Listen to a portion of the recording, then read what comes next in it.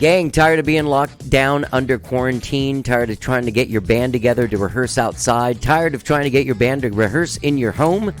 It's getting crazy. You might be too loud for all that stuff. Well, guess what, gang?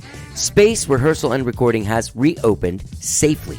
You wear a mask, you bring your own microphone, 31 spacious rooms, plenty of parking. Space is a great place to get all of your work done. Find them at spaceatx.com or call them at 512-448-9518. That's Space Rehearsal and Recording. Start rehearsing again.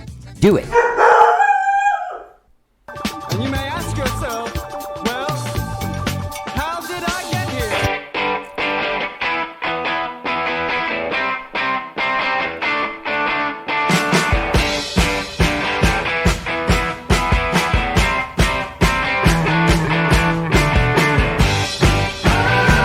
It's time for How Did I Get Here?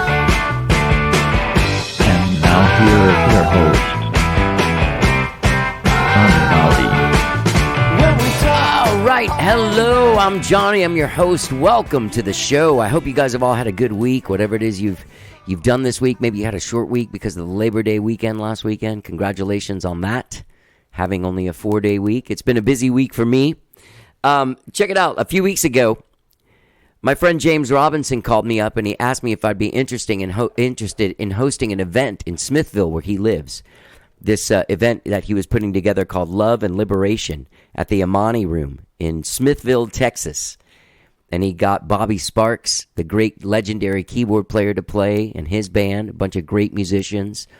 Mark Simmons from Houston, this guy that plays drums for Al Jarreau, has played with him for years. Fucking just amazing musicians. Brandon Temple and the Temple Underground. He got this lady Verb Culture to come out and do some spoken word stuff over this like improvised music. Chandra Washington, the amazing dancer. She was on the show a couple months ago. Great, amazing movement. Anyway, James invited me out to do this, so I took off on Monday and went out there. It was a Labor Day show. And it's the first event, I got to be honest, that I've been to that had people at it. That I've been to that I've had anything to do with. I haven't done anything like that this whole time. And so I was excited to get out there and do it. It was all put together very safely. But James took this room, basically an empty room, and filled it up with nice furniture, lit it well. It was all filmed. They did some Black Fret live stream thing before. But I got out there at about 2 in the afternoon for sound check and got to watch Brandon Temple and the Temple Underground practice, run through some songs and just kind of jam. And then Bobby Sparks showed up and he started jamming. Everyone was jamming together. And then like the calm before the storm, the audience was let in. It was a full room of just people that were looking for something cool to do in Smithville, Texas. My friend James Robinson, he was the conduit for this. He brought the cool into Smithville, man.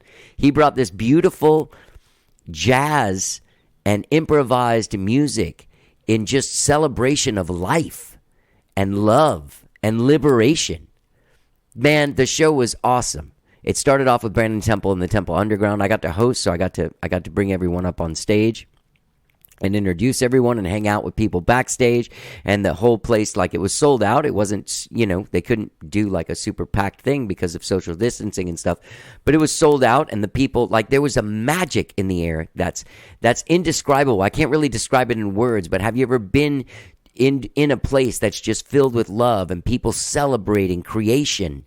And creation in the moment. These guys were all improvising for hours and hours. These guys just played music and they improvised and they just created music out of nothing, out of just sheer love for being alive. And the communication between all of the artists was just unbelievable. James created possibly the coolest thing that's ever happened in Smithville. As far as I'm concerned, I mean, I don't hang out in Smithville, so I don't really know what goes on there. But James created possibly the coolest thing that's happened in Smithville, the Love and Liberation show at the Amani Room. And hopefully this Amani Room will take off. The guy said that I met the guy that's leasing the space, and he's thinking about putting more stuff in there, more music, and maybe James will start a series out of this. Maybe people will drive down to Smithville and be a part of this amazing magic that James created. So the coolest thing about it was I got to sit down after the show at about 12:30 in the morning, after the whole thing was over, with the legendary keyboard player Bobby Sparks, who's played with everyone that you can imagine. He's a member of Snarky Puppy. He played on the last St. Vincent record. He's played with Marcus Miller, Roy Hargrove, Prince, his mentor, and a guy that really brought him into music named Kirk Franklin. We sat down backstage at this festival or at this show, sorry, not festival, at this show, and just hung out and shot the shit for almost 45 minutes. Amazing conversation, amazing person. After creating so much magic on stage, it was wonderful to get to sit down with this amazing man and talk about his music career and just kind of like how he's doing. So, without further ado, from backstage at the Imani Room in Smithville, Texas, at the Love and Liberation Show on Labor Day, Monday, September 7th, this is me and the legendary Bobby Sparks talking. Let's get down.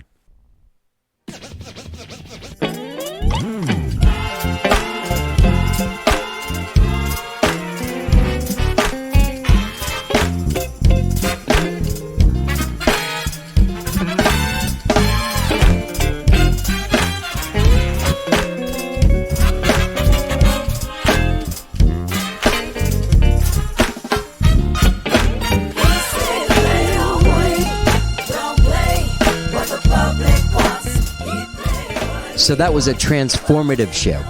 I just got to watch you play for I don't even know how long. 2.5 hours? Something like 2 that. hours? Yeah. How long were you expecting to play tonight? Like maybe an hour or something? Usually I just play till someone says, okay, you have 5 minutes. And we just play for, till we get tired, really. Yeah. Especially when we're playing music that we like. We're having fun. Time just, we don't worry about the time. No. We just play till we get tired. Yeah. Yeah, I was feeling you. I'm a songwriter and musician myself. I'm also in a cover band. And when you were talking the stuff about Brick House, there is something about, you said you were thanking everyone for coming and being part of this communication. Right. That it's a communication. Like music like this is everybody's being creative and nothing is planned. You're just, it's a conversation. And, it's not like a conversation where you're going to walk in the room and be like, I know what you're going to say. You know what I'm going to say. Yeah. That's not fun. So if I know I'm going to play Brick House, or then, okay, I know. Ta-ta-ta-ta-ta-ta-ta-ta. Oh, dun, dun, dun. Yeah. So for the most part, a lot of times for us, that's boring. Yeah. But in the situation, I'm not saying that it's right or wrong. No. It's just, sometimes when you're walking in a room with your hands stretched out, you don't know what's going to happen. It's a beautiful thing of creating. For me, that's where I think God is. You know what I mean? Yeah. Like that's a cover band is great, and musicians can exercise their skill at mimicking something. Absolutely. And that's still a great art, a great craft. Absolutely. But because being in a cover band, because I've done both. Yeah. You have to play it like the record. Mm-hmm.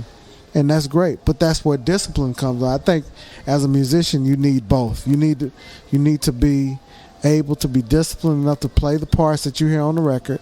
Right. Play it the way, as a keyboard player or a guitar player, you have to get the sound that was on the record, but you're mimicking somebody else. Right.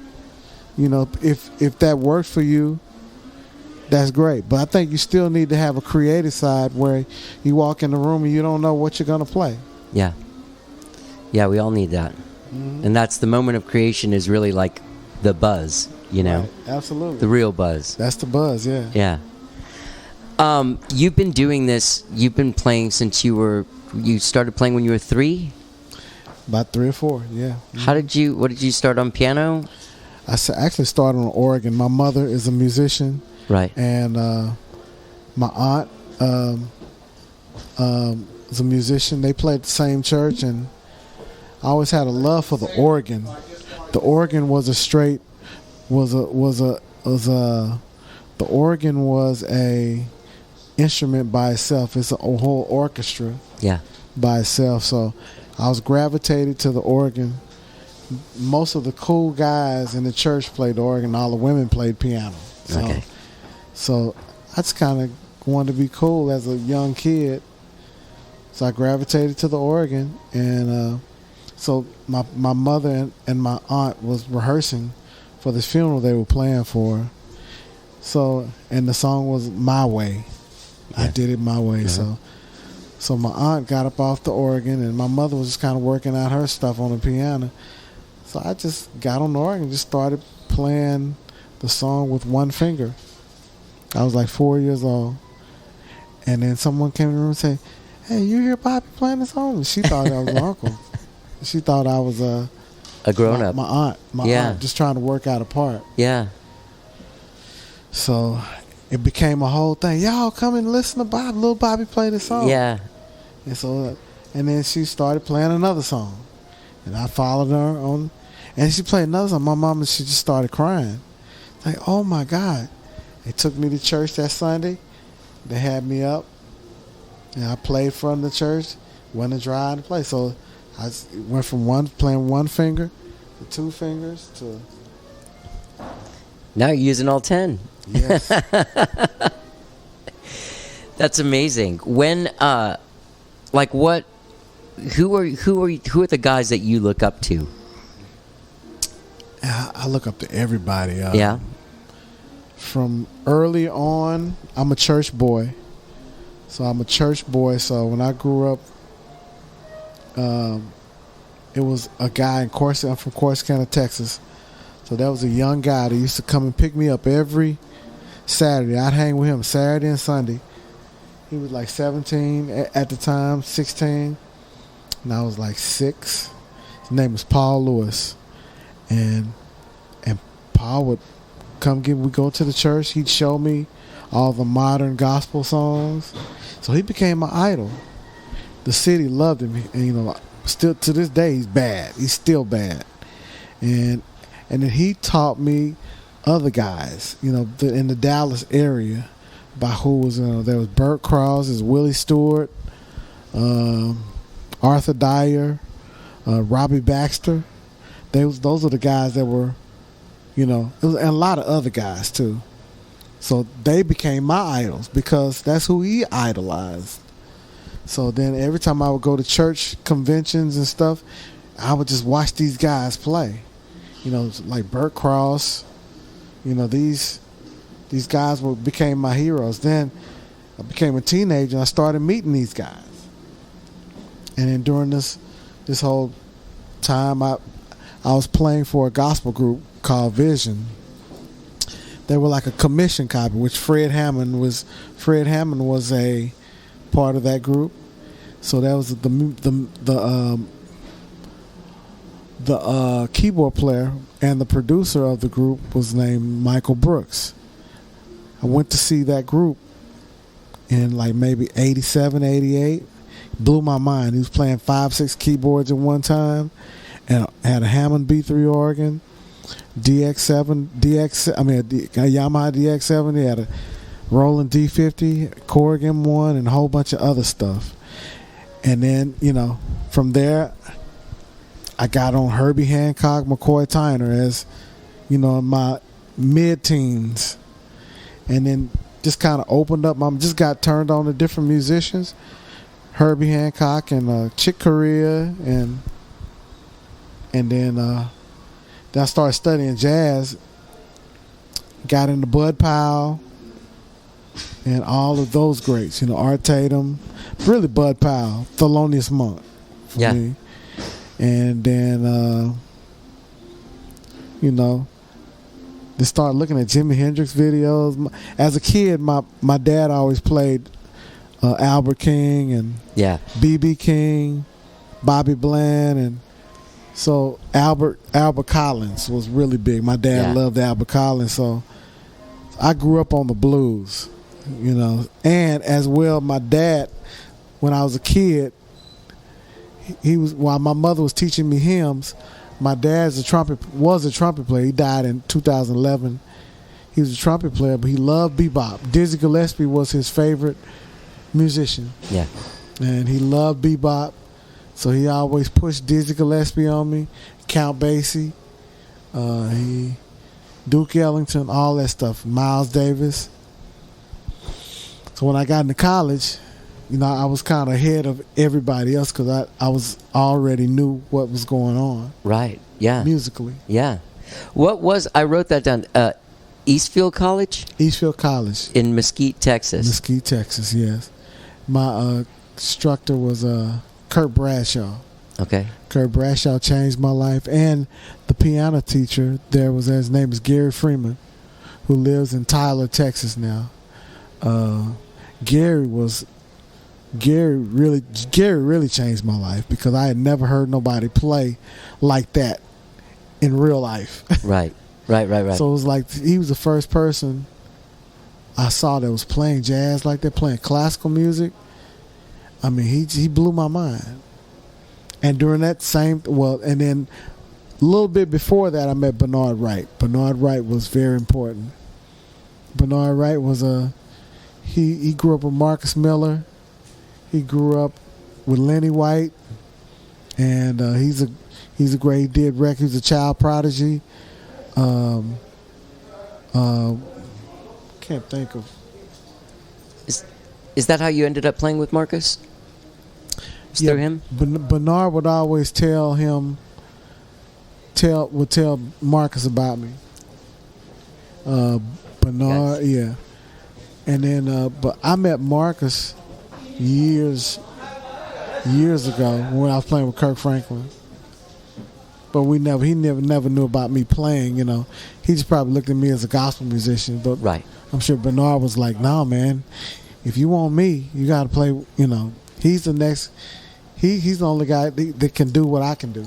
Right. That's what he was telling Marcus. Wow. Yeah.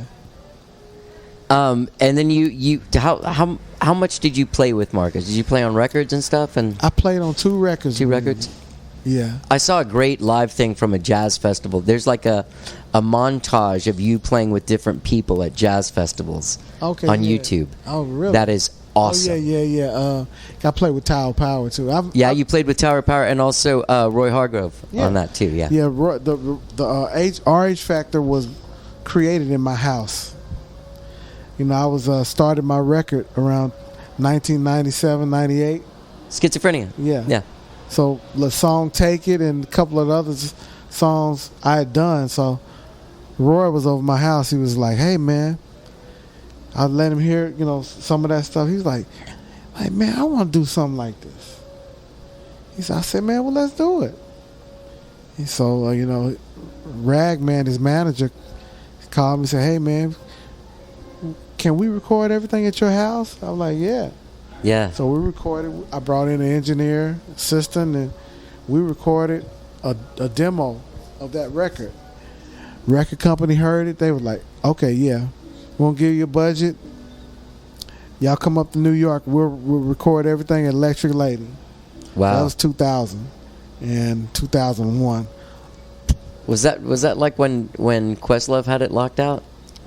Well, that was a little bit after that. Okay. I mean, because Questlove was supposed to have been there, but he never showed up. Oh, okay. All right. I don't know why, but he never showed up. Yeah. Ladies and gentlemen, Bobby Sparks. So, tell me a little bit about Kirk Franklin, because that's the one guy I really didn't know. Kirk Franklin was a gospel artist. He's played with him for a long time. Yeah, I played with him for 20 years. During that period, and when I was in high school, I was playing around in groups, gospel groups at musicals and things. And Kirk was a choir director. He did workshops. So a lot of time he would call me and be like, "Hey, man, can you come play for my workshop? I'll pay you some money." And then he had this group that he was working with, and he was going to record this record. And these producers, George Clinskell, Arthur Dyer, and George Clinskell, they called me to play on the record, the Why We Sing record. That was the first record, Kirk Franklin and the Family. So we recorded the record. Me and the band, we were just we didn't plan on touring or anything like that. But after we recorded the record, we went back doing what we was doing, playing around town. And one night, Kirk came in this club. We were all playing at the full band. He came in with his son's mother. He was like, "Hey man, we didn't know you play jazz and stuff." I'm like, yeah, that's how. Yeah. He's like, "Hey man, the record is coming out." This was like a year later. The record's fixing to come out. He said, "Man, it'd be cool to have the same band on the road." And we were like, "Yeah, we'll do it." Yeah, so that's kind of how the Kirk Franklin thing started, and we, and I did that for 20 years. That's amazing. Was your main instrument that organ? No, actually, I played piano parts. Guy named Jerome Harmon played the organ parts. Okay. I kind of switched over to organ because it seemed like people were putting me in a box. Okay. So every time I played the organ, they would be like, "Nah, we want you on piano. We like you more on piano, but you never have heard me play organ, So right. So it's just the whole thing. And so I think during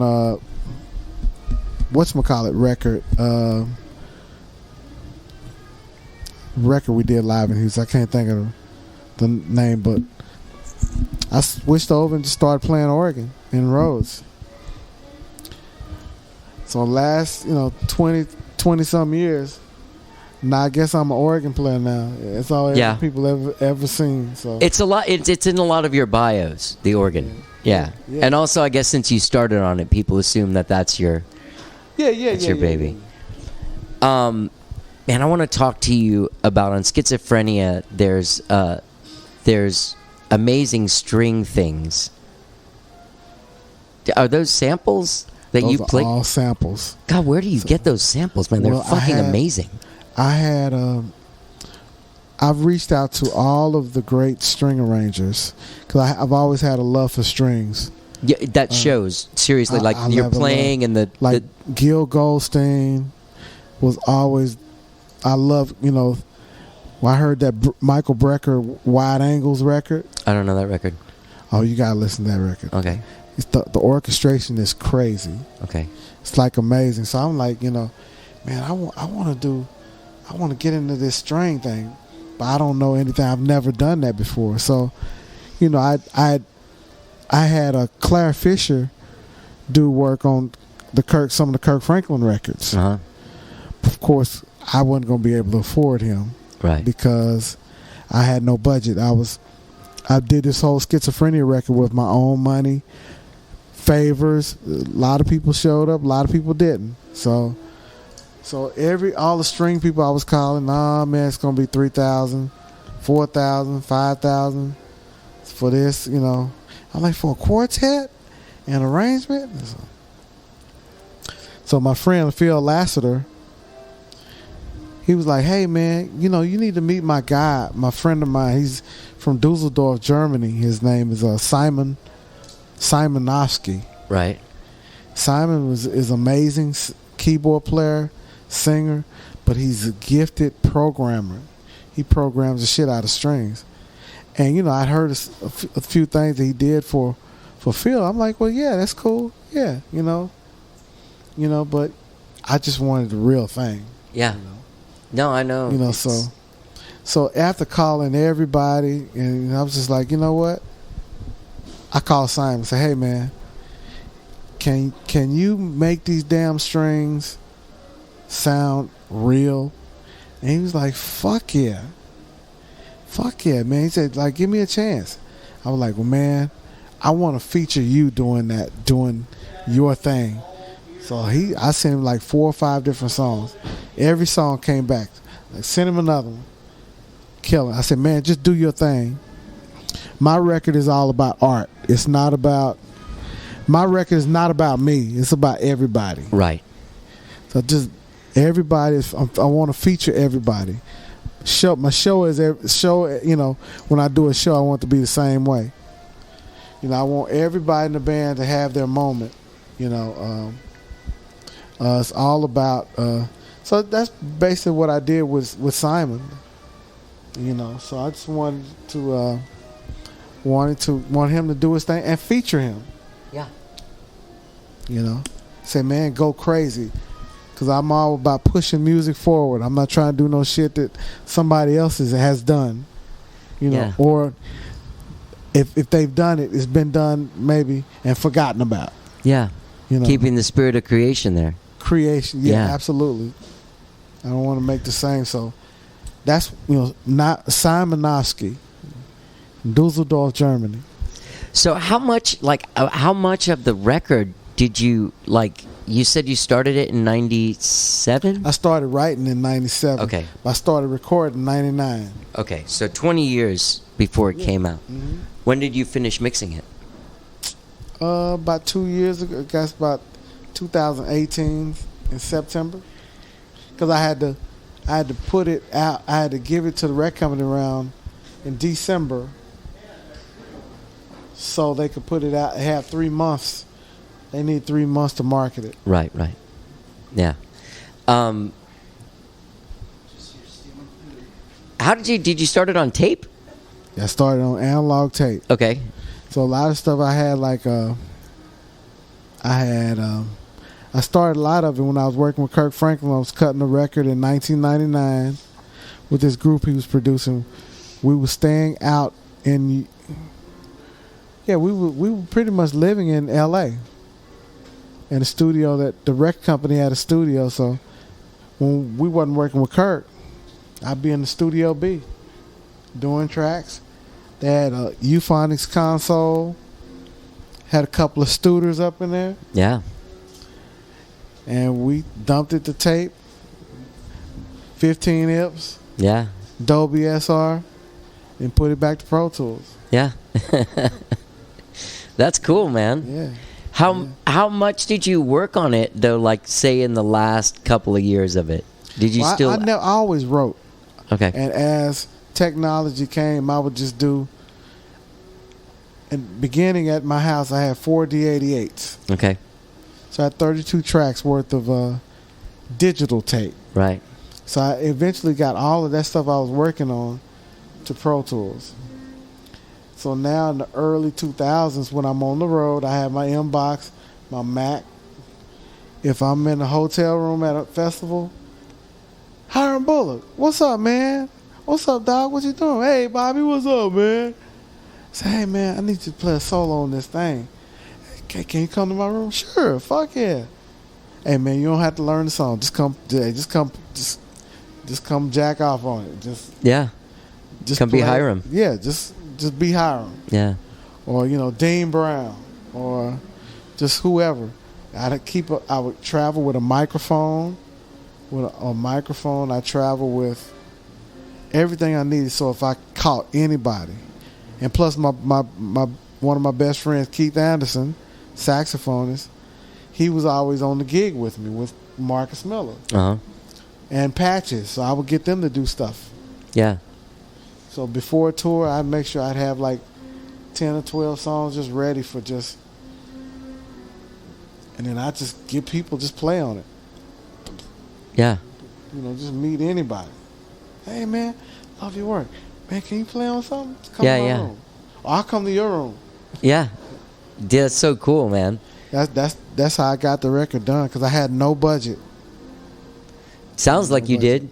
I mean, it really does.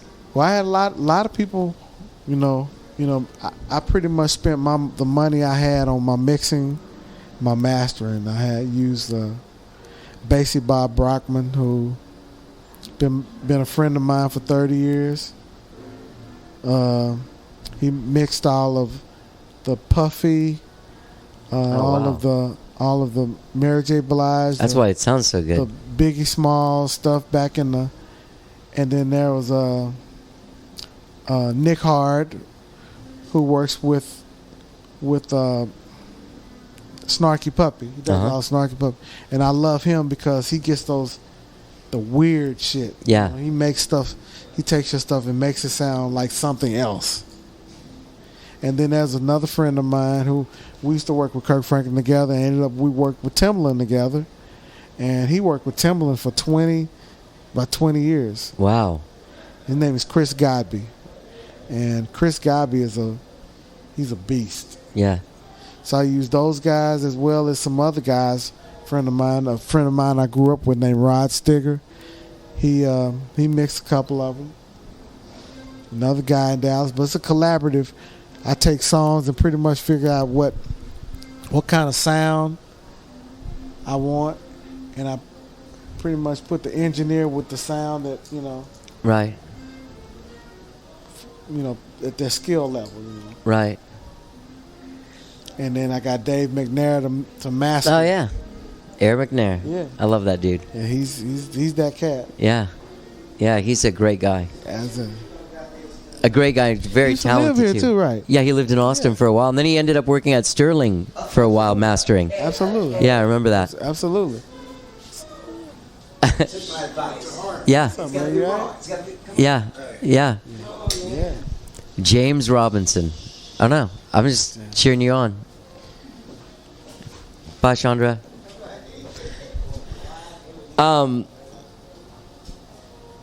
Tell me a little bit about Snarky Puppy. What's going on right now? Absolutely nothing. Well, right. right. But Snarky Puppy is I think Mike has some different plans that I think he's gonna. Mike is always pushing everything forward. Right. I've learned a lot from Mike, from being a side man to seeing really how it's done, how it should be done as a band. Because I've been blessed as a musician. I've never really had to struggle. Since I was 16 years old, I've been touring. I've been playing. I've stayed in 5-star hotels. I've been in limousines playing with all these artists that I've played with. And I'm not bragging. I'm just saying I've been blessed. Yeah. From playing with Marcus Miller to Roy Hargrove, Tower Power, to everybody. Philip Phillips, these pop gigs. Nelly Furtado. Nelly Furtado. Yeah. But with Snarky Puppy, when I started traveling with them, they traveling in a 17-passenger van, and it's 18, 19 people in the van. And no hotels. No, you don't know where you're going to wash your ass, and I wasn't used to that. Yeah. But realistically, that's how you do it. Yeah, that's You go and kill it, and then you go back. So I had to learn that because I never.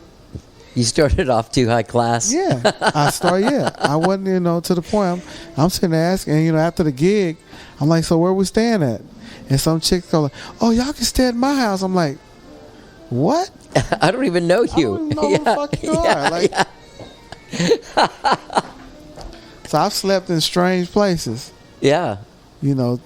But it was a lesson that I needed. Yeah. And so, even with my career, now I see how it's done. But Mike League and Snarky Puppy, the core of the the musicians taught me a lesson. Yeah. And I teach that lesson. I teach that lesson all the time because that's how it's done. Because 30 years ago, you had a record company that took care of all the bills. Yeah. Stanley Clark told me, he said, man, I feel sorry for guys like you. He said, man, when me and Chick Corea and we were doing them records, he said, they would give us so much money, Yeah. like thousands, $5,000 just in 1973 to just cut a record. Yeah. So now as musicians, we have to come up with our own money to record a record. Yeah. Our generation missed out on the big money stuff. Absolutely. Absolutely. So I work with this nonprofit called the Austin Music Foundation, and it provides no charge education, both musical and business wise, to young musicians, right? And there was someone that came in, and we were having a meeting, and they were talking about, oh yeah, this guy got signed to Atlantic, and out of curiosity. Oh, no. It wasn't out of curiosity. He said, and he got his advance $17,000. And I was like, that's what you get?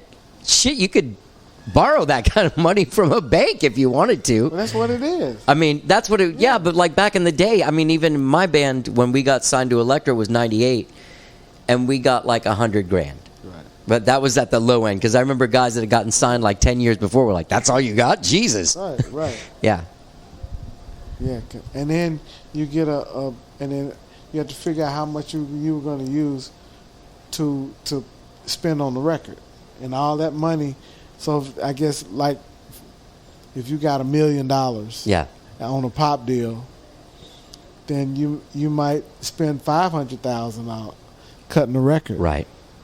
and then the rest of $5,000 you put in your pocket, Yeah. or however you and your manager decide to do it. Right. Those days are gone now. Yeah. Yeah. Long gone. They will never be back. Is that your studio? The pictures on your website? Yeah. Yeah. Yeah. Got a sweet DX7 right in the middle of one of those pictures. Absolutely. I was like, I knew he had one of those. That's where it started. That was my first. My dad bought that for me in 1987. DX7. I had to have that because Michael Brooks had that from commission. Okay. Yeah. Yeah. Then I got the Korg M1 in Yeah, that came out in 87, right? 1988. Yeah. Yeah. Yeah. And that was my axe Yeah. for a minute till it got stolen Oh. Where? at a church. Oh. That's Somebody- dark. Yeah. I was at a church and I had it in my truck. It was locked. Somebody broke the window, stole it. That sucks. I'm sorry. Yeah. Those things were cool. It's so funny. The DX7 and the M1 have that thing where like all the records that came out like from winter of '84 all the way up until '88 when the Korg M1 came out, all those sounds like it just music sounded like the DX7 for a few years. Because that's what it was from '84. Yeah. That was what everybody used. I think the DX7 is the most bought synthesizer in history. I think. I'm not sure. But I think because in that period, 1983, 84, everybody on stage each keyboard player had 4 or 5 of them. Yeah. Whatever pop artist. Right. Yeah, I remember seeing that on like Solid Gold and stuff like that. Yeah. Everybody, even the bass player would have. Yeah. Because they would layer them. Right. I think it was the first FM synthesizer. I think it was. Yeah. But it was very important in my life. Yeah. Yeah. The clavinet is like that's where you achieve your level of like chaos that Hendrix will get. You definitely proved it at the end playing the Star Spangled Banner. Yeah. But throughout the whole show, like I was like, oh, that's where he goes for the insanity. Yeah. The clavinet gives me a lot of options. Well, options is like for an organ. It's like an organ or the Moog. And because I have the whammy bar, Yeah. I can manipulate a lot of notes. Yeah. And I love the blues, so I play the blues all the time. I play them because I have them. Yeah. So. Are you married? Yeah. Yeah. Yeah, I have a wife and I have 3 kids. Yeah. Yeah. They grew up with you going out and playing all the time. Oh, yeah. How's the last 8 months been? Well, it has really been a blessing. This pandemic has been, it has been good for me. Even though I love touring, I really like being at home. Sure. I really, really like being at home. I always dreaded not being at home, watching my daughter grow up. So now, the last part of the last school year, during this pandemic, I've been able to be at home and be with her. Mm-hmm. I hate that she has to go through her senior year in high school like this, but I guess it's just the way it is. Yeah. Yeah. It's been a mind-blowing year. Yeah, everything from you can possibly think of. Everything fires, hurricanes. Like, I don't know how many people have died. Yeah. Like my wife's, we lost my wife's grandmother, grandmother, and her stepfather within 2 or 3 week period. We buried them within a month. Oh, I'm so sorry. Oh, okay. And they were very close, and in fact, her grandmother lived with us for 12, 13 years to help, because when we first got married, we had our daughter. So she moved in the house to help take care of her. Sure. When she moved out, when she got older, where she started getting dementia. So we lost her, and then during the same time, her mother's husband was struggling with cancer. So 3 weeks later, we had to bury him. I'm sorry. Yeah, but I guess God knows best. Yeah. I'm Cuban. My parents were born in Cuba. I'm like first generation American. Really? Even though I look like some dude from Iowa named Steve.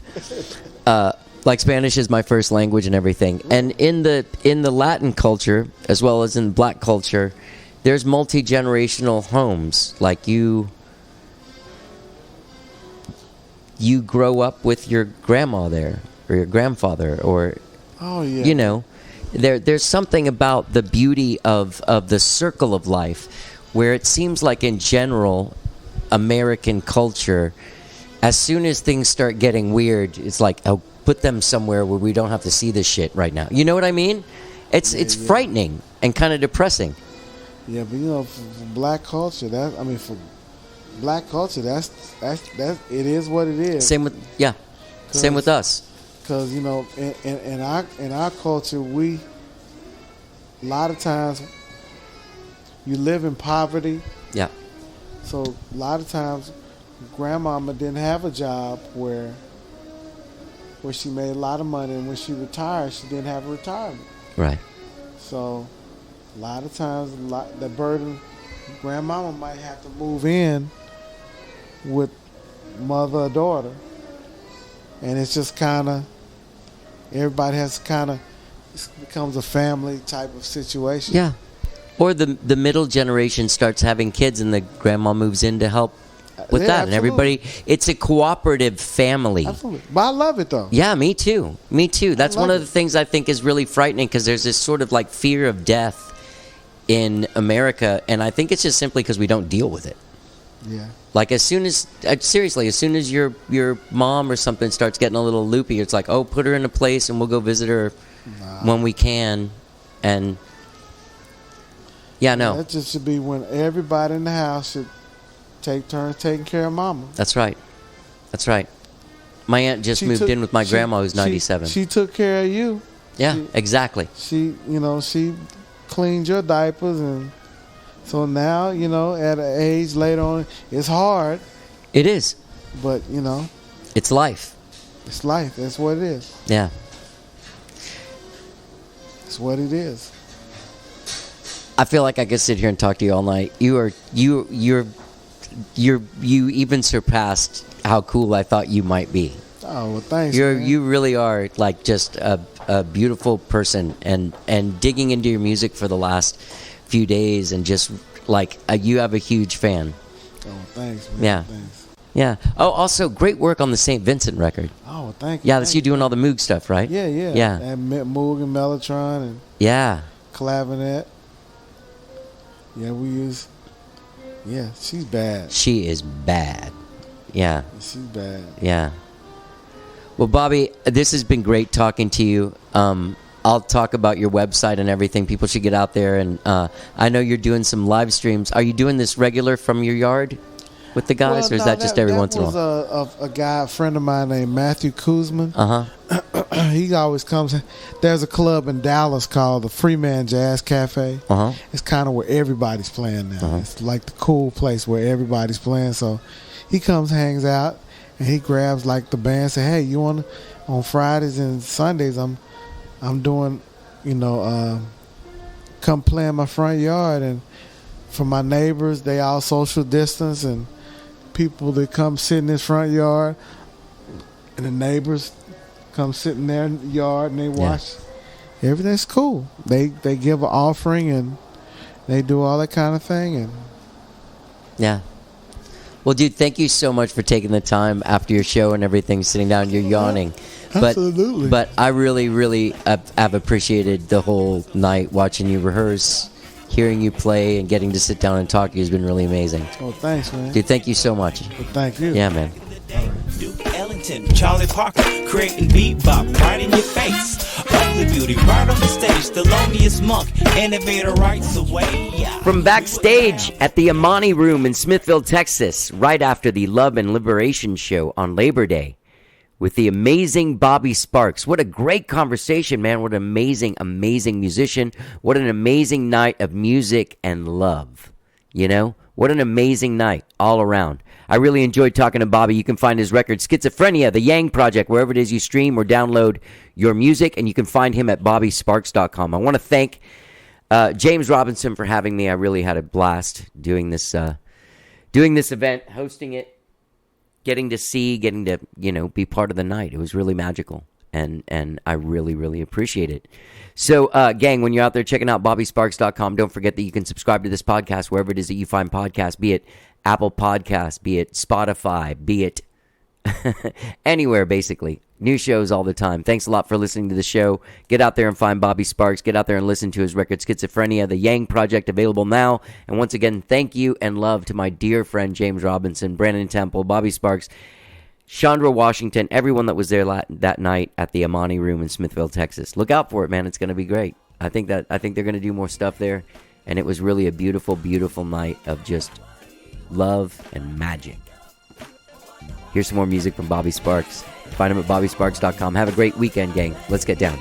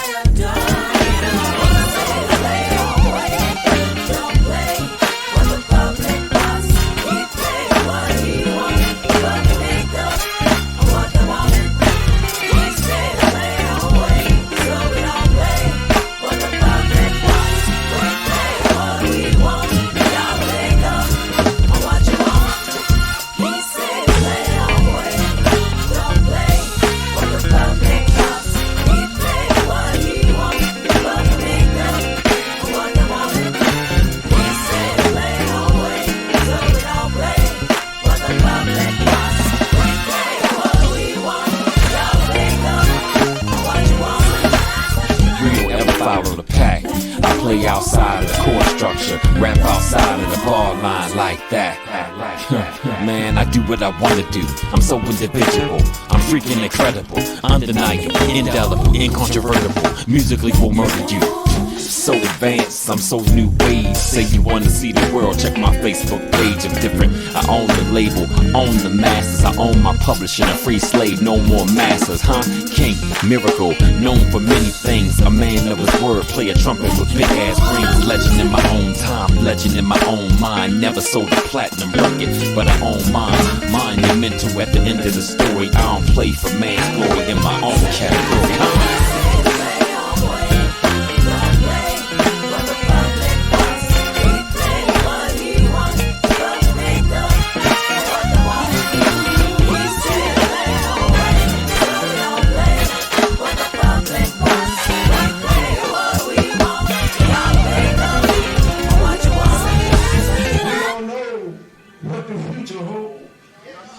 Certainly we know who holds the future in your hands.